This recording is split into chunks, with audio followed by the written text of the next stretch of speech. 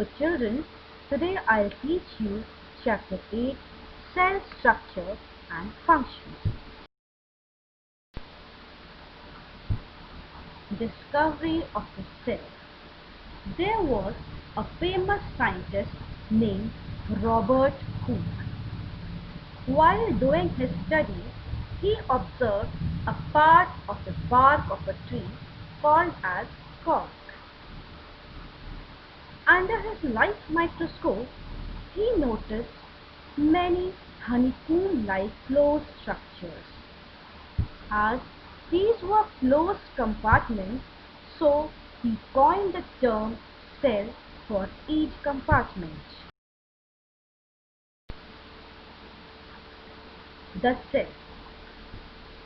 House is made up of bricks. So we can say that bricks are the building blocks of a house.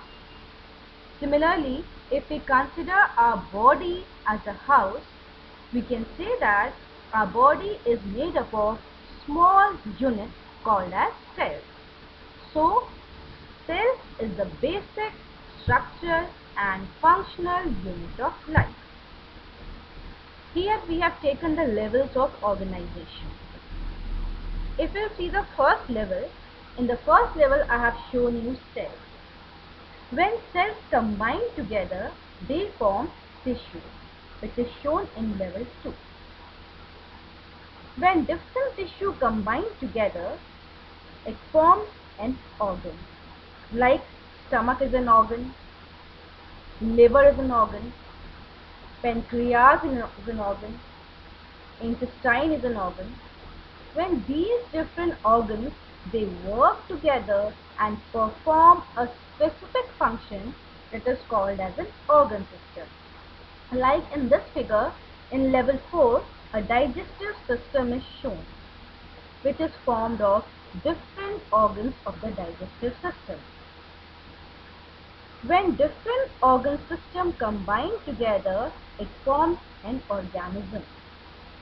In level 5, an organism is shown which has different types of organ systems like digestive system, respiratory system, excretory system, circulatory system, and so on. Organisms show variety in cell number, shape and size. First is number of cells. An organism can be unicellular or multicellular, depending upon the number of cells the organism is made up of. If the organism is made up of a single cell, it is called as unicellular. As the name indicates, uni means single and cellular means cell. And multicellular, if an organism is made up of more than one cell, it is called as multicellular. Multi means many, cellular means cell. In unicellular, I have given the example of amoeba. Amoeba is a unicellular organism that you have read. At the time it has to take food or during egestion, it gives out certain finger-like projections called as pseudopodia. These pseudopodia help amoeba in ingestion, egestion as well as in movement.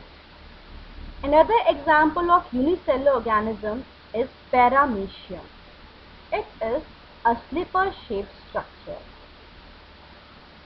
In multicellular organisms, we have the example of human beings, higher plants and animals.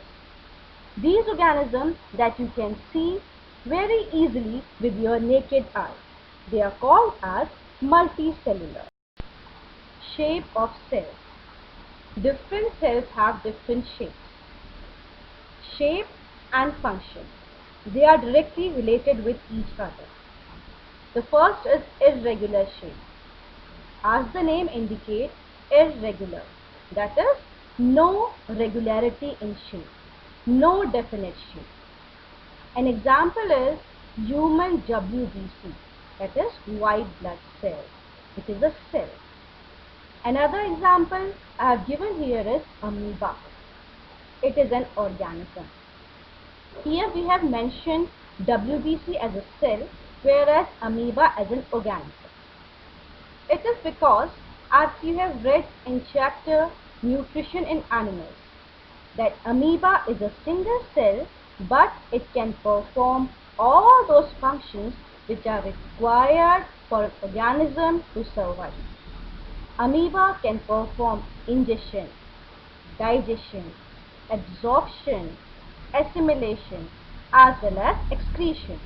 So we can say that amoeba is an organism. Another shape is spherical shape. Example is human red blood cell or RBCs. Human RBCs are spherical in shape as they have to carry oxygen to different parts of the body. Next is spindle shape. Spindle shape means the shape which is thick at the middle and pointed at both the ends, like the human muscle cells. They are spindle cells. Next is branched. A well-known example is human nerve cell. Nerve cell is long and branched. The function is to receive and transmit messages that help in control and coordination of all bodies. Here I have shown you various examples of different shapes of the cells. Some cells are spherical in shape, some are branched, some are discoid, some are spindle shaped. Size of cells. Size of cells vary from one cell to another. The smallest cell size is 0.1 to 0.5 micrometer in bacteria, and the size of largest cell is 170 mm into 130 mm. It is an ostrich egg. An important point is size of the cell has no relation with the body size.